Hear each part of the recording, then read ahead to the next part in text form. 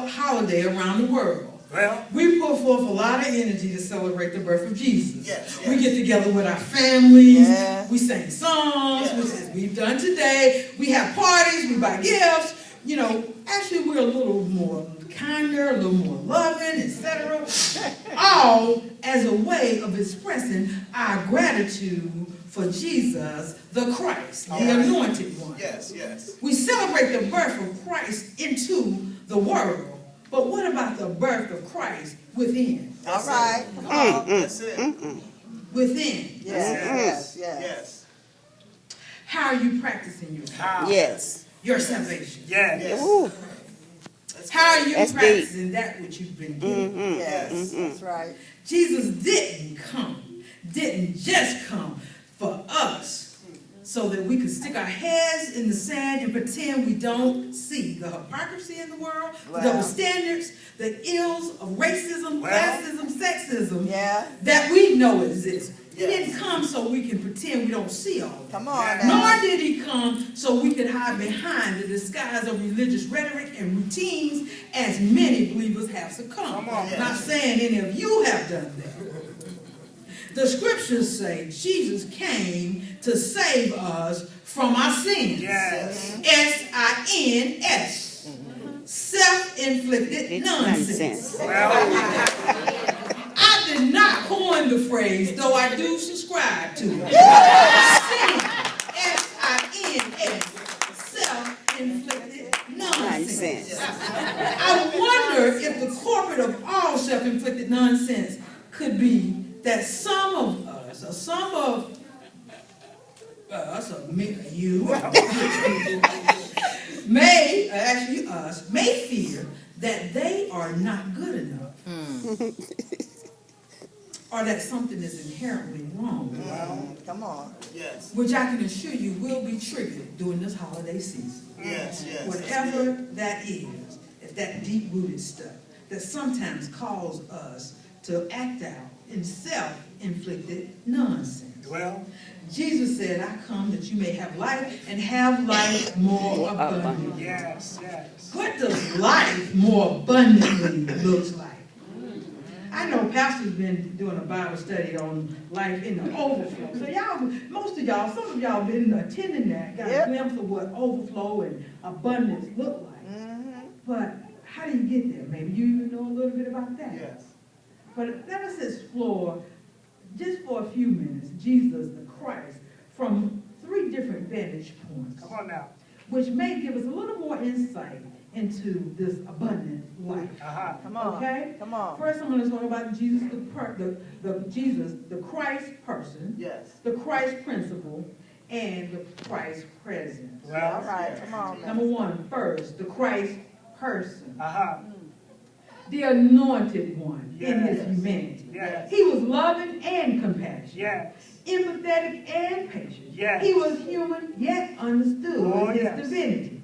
Jesus walked in love, not fear. That's right. He stood in inclusion, not separation. Yes. That's right. At the heart of his message, he wanted brother, sister outside to know that they were loved by Yes, God, the God whom he called Father. Yes, yes. He understood social justice was important. Yes. I've heard it said that if we took all of the social justice scriptures out of the Bible would literally fall apart.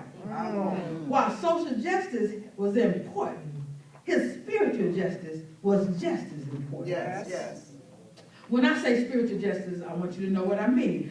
Exposing that which keep people oppressed and in spiritual bondage. Yeah. That's good. That's Yeah. good, preacher. Yeah. That which keep people from living living in the freedom to love themselves. Oh, yes. Living in that which keep people from living in the freedom to grow beyond the confines of any one particular religious doctrine that would keep them from loving others who think differently.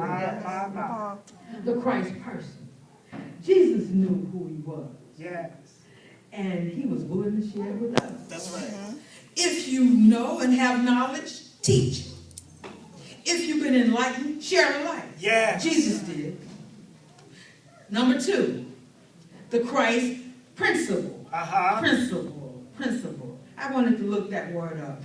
A foundation fundamental truth Yes. or position that serves as the foundation for a system of belief or behavior or chain of reason. I'm going to say that again. The fundamental truth or position that serves as a foundation for a system of belief or behavior or chain of reasoning. Principle.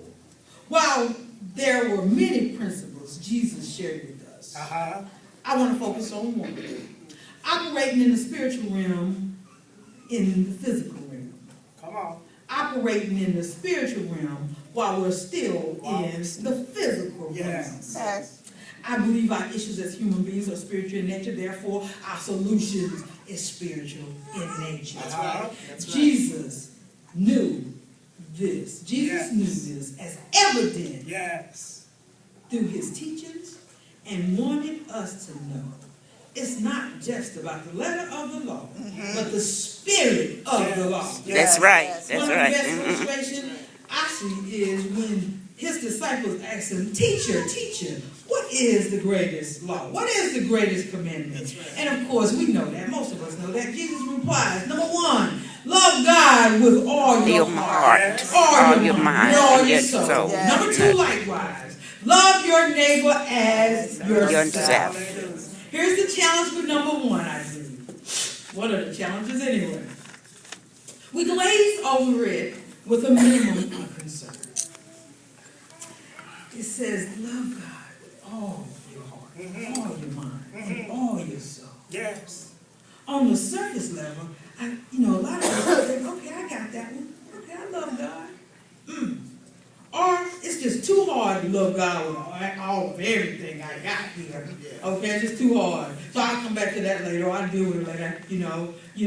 Or, when we think about it on a deeper level, we question whether God even really meant that when he ended it down as a commandment. Yes. Did you really mean all my heart? Yes. All my mind? All my soul?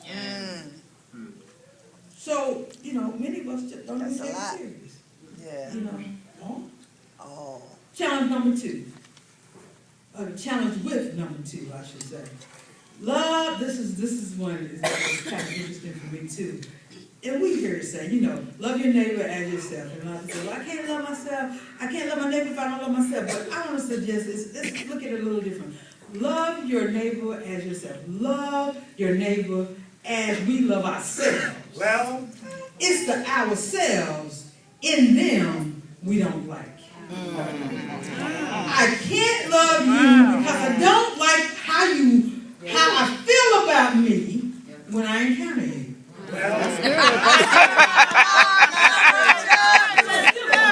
So whatever the reason, I don't like how I feel about me when I encounter you. Whatever the reason, real or imaginary. So I'll do it.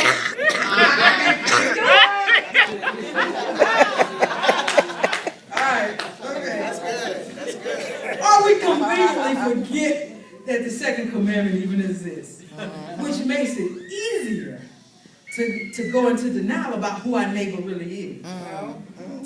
Neighbor meaning near us is the crack